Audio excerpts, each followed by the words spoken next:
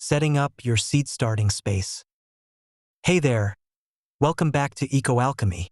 I'm Pete, and today we're taking the next step in our gardening journey.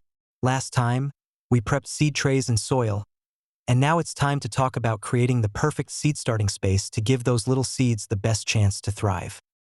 Before we jump in, don't forget to like, subscribe, and hit that notification bell. Your support helps this channel grow and is the best way to stay up to date with all the gardening tips and tricks we're sharing here. And as always, I'd love to hear from you in the comments. How are you setting up your space this year? Creating a dedicated seed starting space isn't just about convenience. It's about control. Seeds need consistent light, warmth, and moisture to germinate and grow into healthy seedlings. Whether you're working with a spare room, a corner of your basement, or even a shelf by a window, having a well-thought-out setup makes all the difference. Imagine this. The right environment means you're not just nurturing seeds but growing plant success stories.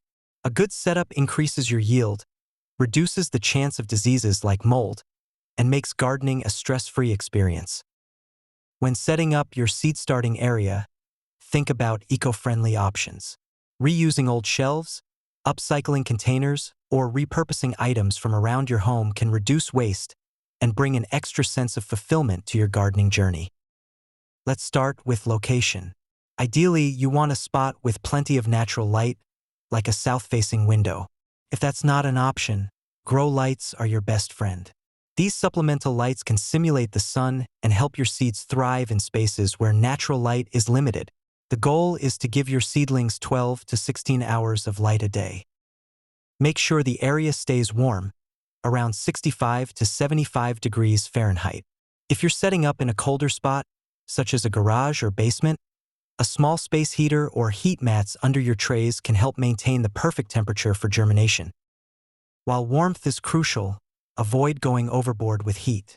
Too much warmth can dry out the soil, dehydrate your seeds, and increase energy costs.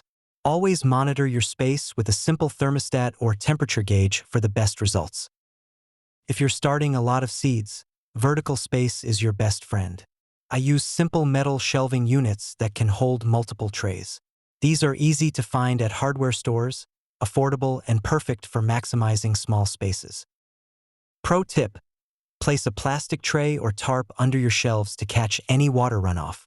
This will not only keep your setup tidy, but also prevent mold and mildew from sitting in damp areas.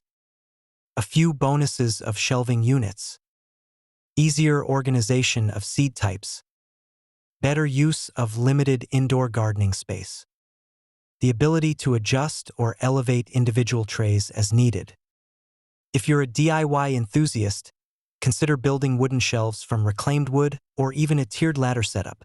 These can often double as decorative pieces when your seedlings have grown. Let's dive deeper into grow lights.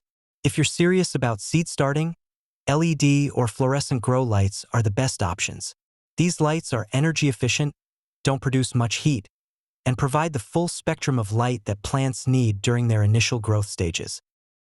Hang the lights about 2 to 4 inches above the trays and adjust them as the seedlings grow. Keeping the light close prevents seedlings from becoming leggy, which happens when they stretch out in search of light, resulting in weaker, thinner stalks. Opt for lights labeled full spectrum, as they mimic sunlight, promoting balanced growth. For those worried about energy bills, low-voltage LED lights are a sustainable option that saves money over time. Seeds love humidity, so covering your trays with a clear plastic humidity dome can help retain moisture levels. These domes trap warm, moist air around the seeds to encourage germination. Once the seeds sprout, removing the domes is key for airflow. Speaking of airflow, this is often overlooked but highly essential. Incorporating a small fan on a low setting promotes air circulation, prevents fungal diseases, and mimics the natural air movement plants experience outdoors. If you spot white mold on the soil surface, don't panic. It's a common issue.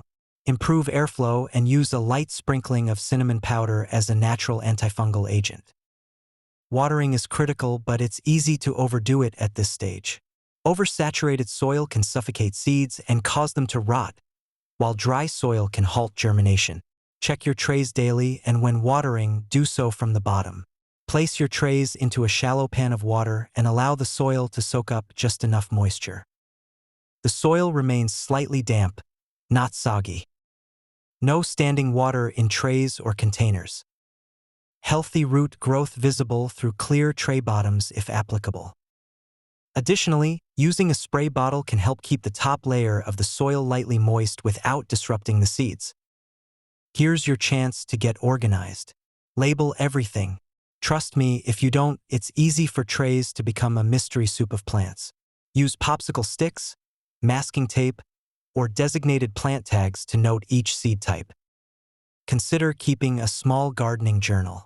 Note the seed types planted, their germination dates, and the watering frequency. Tracking this information can teach you more about what works for your seed starting process and improve future success rates. Another great finishing touch is to personalize your space. Add indoor plants, fairy lights, or a small pinboard to make your seed starting area feel inviting and inspiring. Every gardener has challenges, especially in the early stages. Let's address some common obstacles. Seedlings drooping. This usually stems from over or underwatering. Adjust the amount of moisture in the soil and ensure proper drainage. Uneven germination. Not all seeds grow on the same timeline. Experiment with warming mats and light distances for stubborn seeds. Yellow or pale leaves.